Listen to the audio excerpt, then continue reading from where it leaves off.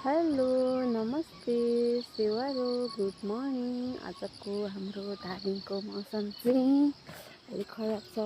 बिहानै आज चाहिँ रातभरि पानी परेर यस्तो भइरहेछ। आज बिहान चाहिँ घाम चाहिँ यहाँ माथि पुगिसकेको छ। पानी परेर बिजोग छ यस्तो छ। काम अब गर्नुपर्ने जानु पाकिरहेको छ। हाम्रो यहाँभित्र चाहिँ बङ्गरहरू छ। यस्तो हालत भइरहेछ पानी परेर, रातभरि पानी परेर बिजोग छ हौ। ल भयो चाहिँ खोल्नुपर्ने हुन्छ। चाहिँ धेरै हावा चल्यो भने पनि यो पर्दा सबै उडाइलान्छ। हिजो राति चाहिँ धन्न के भएनछ।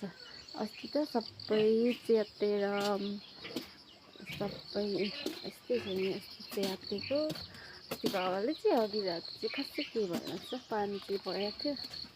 हेलो हेलो के छ? हेलो आओ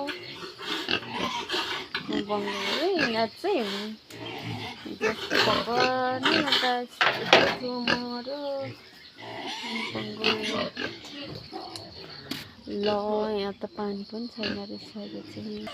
साथीहरू यिनीहरू चाहिँ हिजो हामीले नुहाइदिएको है राति।